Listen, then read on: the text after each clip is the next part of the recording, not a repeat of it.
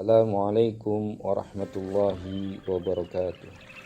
Bismillahirrahmanirrahim. Sobat semua, sobat yang dirahmati Allah Subhanahu wa taala. Pernahkah kita bertanya pada diri kita sendiri? Atau pertanyaan seperti ini seringkali muncul dalam lubuk hati kita. Kenapa saya diadakan?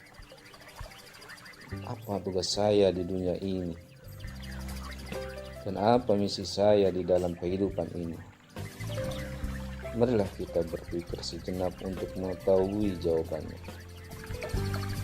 Sobat muhasabah yang dirahmati Allah, sebelum kita menjawab pertanyaan ini, kita harus mengarahkan pertanyaan lainnya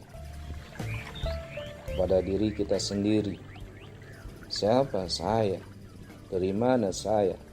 Siapa yang mengadakan saya? Ketika pertanyaan ini semua datang dalam diri kita, maka bersyukurlah karena hal ini merupakan secercah cahaya yang diberikan Allah Subhanahu wa taala menuju hidayahnya.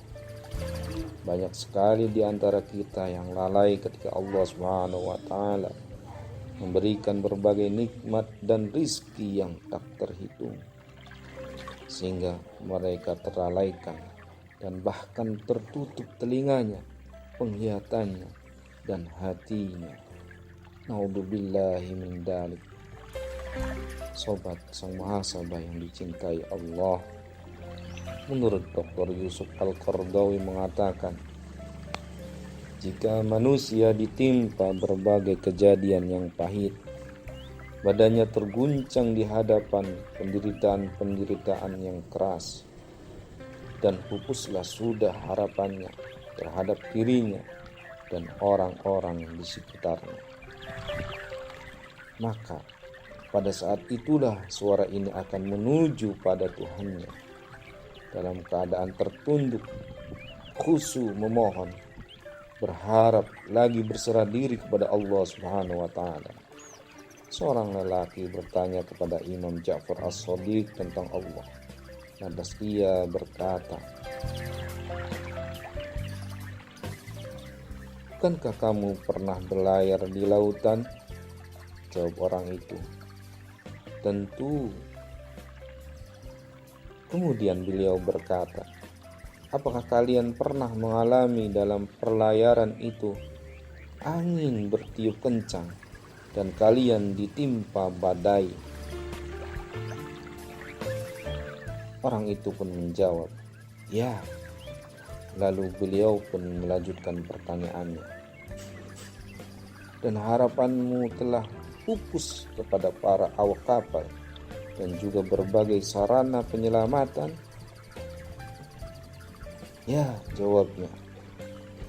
Beliau lantas berkata, "Apakah terbesit di dalam hatimu dan juga terlintas pada jiwamu bahwa di sana ada yang dapat menyelamatkanmu jika Dia menghendaki?" "Ya," jawab orang itu. Akhirnya Imam Ja'far As-Shadiq berkata, "Itulah Dia Allah." Berdasarkan hakikat ini, maka terdapat banyak ayat Al-Quran yang mengingatkan. Dalam firman Allah, "Dan apabila manusia itu ditimpa kemudaratan, dia memohon kepada Tuhannya dengan kembali kepadanya." Az-Zumar ayat 8. Dan surat Luqman ayat 32. "Dan apabila mereka dihantam ombak yang besar seperti gunung, mereka menyeru kepada Allah dengan memurnikan ketaatan kepadanya." Yang demikian itu merupakan fitrah manusia. Ketika manusia itu merasakan bahwa dirinya tak punya kekuatan dan daya upaya untuk merubahnya. Sobat muhasabah yang dirahmati Allah, ingatlah keimanan seseorang berbeda-beda. Ada yang Allah beri cobaan, ia langsung bersegera kembali kepada Allah Subhanahu wa taala. Bahkan ada yang menutup dan enggan kembali kepada Allah mereka membanggakan kekuatannya, hartanya, jabatannya, dan kekuasaannya. Mereka mengetahui, tetapi mereka menutupinya. Maka merekalah termasuk orang-orang yang sesat.